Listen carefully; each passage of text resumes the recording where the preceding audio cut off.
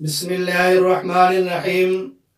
سامعین و ناظرین محترم، سوال یہ ہے کہ ایک عورت کا حمل ضائع ہوا اور ابھی 40 دن نہیں گزرے تھے کہ وہ کسی کے گھر چلی گئی اور ایسی عورت سے ملی کہ جو حاملہ تھی، جس کے پیٹ میں بچہ موجود تھا۔ تو اب یہ ایک وہم ہمارے ہاں پایا جاتا ہے کہ جب یہ جس کا حمل ضائع ہو گیا ایسی عورت کے سامنے آئے گی جو کہ حاملہ ہے، تو اس کے حمل کا نقصان ہوگا، بچے کی صحت پر اس کا اثر پڑے گا اور حاملہ کا حمل ضائع ہو جانے کا اندیشہ اور خطرہ رہے گا۔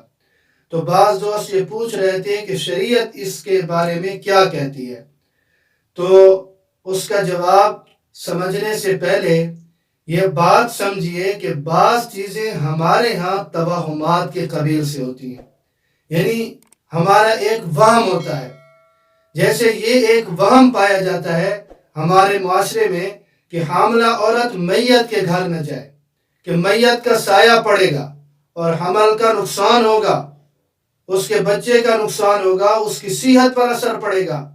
تو یاد رکھیے، میت کا کوئی سایہ نہیں ہوتا، اور شریعت میں ایسی کوئی پابندی نہیں ہے کہ بھئی یہ میت کے گھر نہ جائے، اس کا نعوذ باللہ نقصان ہو جائے گا، اس کی صحت پر اثر پڑے گا یا اس کے بچے کی صحت پر اثر پڑے گا۔ تو میت کے گھر جانے میں تعزیت کے لیے کوئی ایسی شریعت میں پابندی نہیں ہے۔ اسی طرح یہ بھی ایک وہم ہے جس کی بنیادیں جڑ پکڑ چکی ہیں، مضبوط ہو چکی ہیں، نظریہ اور عقیدہ بنا لیا ہے کہ جس کا حمل ضائع ہو جائے وہ اس عورت کے سامنے نہ جائے یا اس عورت کو نہ ملے جو حاملہ ہو۔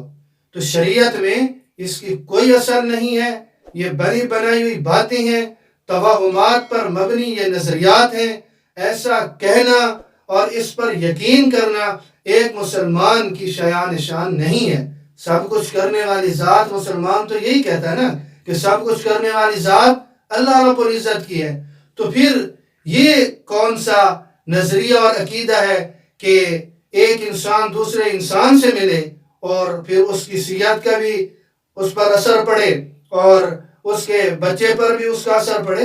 تو یہ جیسے میت کا کوئی سایہ نہیں ہوتا، ایسے جس عورت کا حمل ضائع ہو جائے اس کی طرف سے بھی ایسی کوئی بات نہیں ہوتی کہ نعوذ باللہ حمل کا نقصان ہو جائے۔ تو اس لیے ایک مسلمان کو یہ عقیدہ اور نظریہ پختہ رکھنا چاہیے کہ سب کچھ کرنے والی ذات اللہ رب العزت کی ہے، اور ان توہمات پر مبنی نظریات کی تردید کرنی چاہیے اور توہمات پر مبنی نظریات سے بالکل لا تعلق ہونا چاہیے اور اس کا انکار کرنا چاہیے۔ اللہ رب العزت مجھے اور آپ سب کو دین سمجھنے کی توفیق نصیب فرمائے۔